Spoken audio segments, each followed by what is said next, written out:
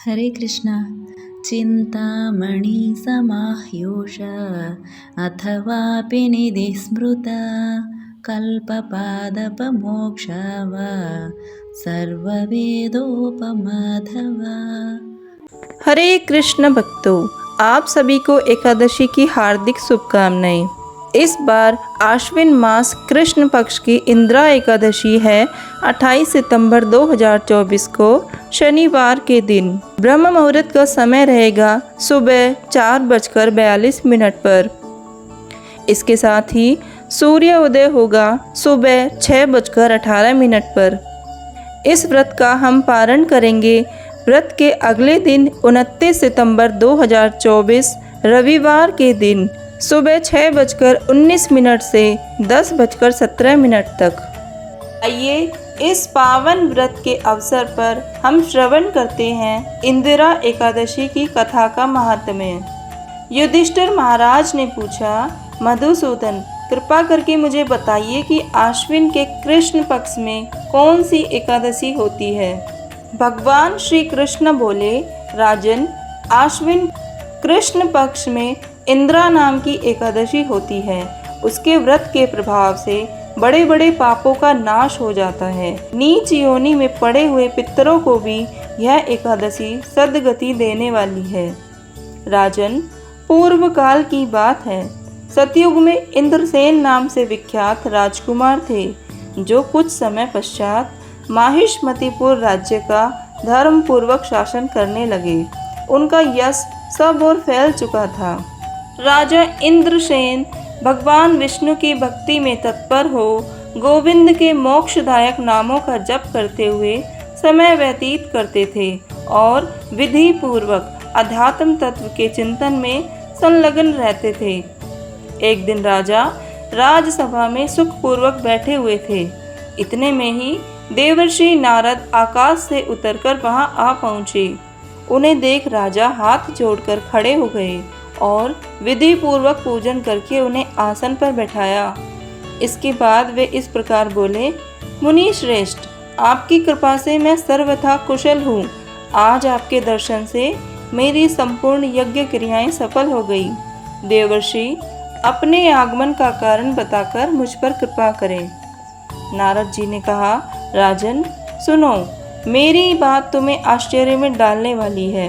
मैं ब्रह्मलोक से यमलोक में आया था। वहाँ एक श्रेष्ठ आसन पर बैठा और यमराज ने मेरी भक्ति पूर्वक पूजा की। उस समय यमराज की सभा में मैंने तुम्हारे पिता को भी देखा। वे व्रत भंग के दोष से वहाँ आए थे। राजन, उन्होंने तुमसे कहने के लिए एक संदेश दिया है, उसे सुनो। उन्होंने कहा है, पुत्र, मुझे इंदिरा के व्रत का पुण्य देकर स्वर्ग में भेजो। मैं उनका संदेश लेकर तुम्हारे पास आया हूँ। राजन, अपने पिता को स्वर्ग लोक की प्राप्ति के लिए इंदिरा का व्रत करो।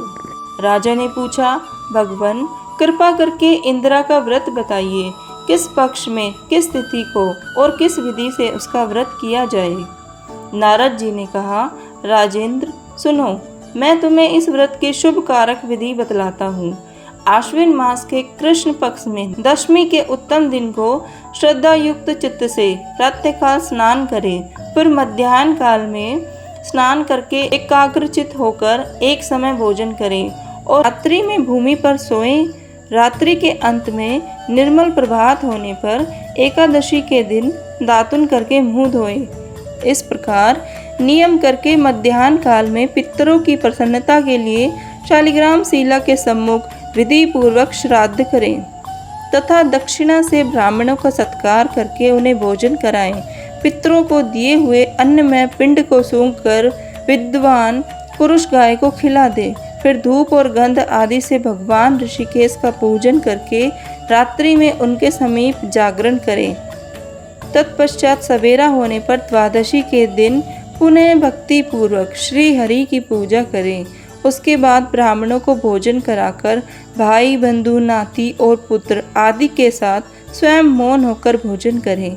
राजन, इस विधि से आलस्य रहित होकर तुम इंदिरा एकादशी का व्रत करो। इससे तुम्हारे पितृ भगवान विष्णु के वैकुंठ धाम में चले जाएंगे।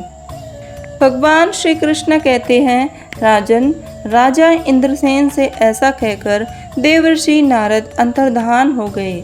राजा ने उनकी बताई हुई विधि से अंतपुर की रानियों, पुत्रों और भृत्यों सहित उस उत्तम व्रत का अनुष्ठान किया।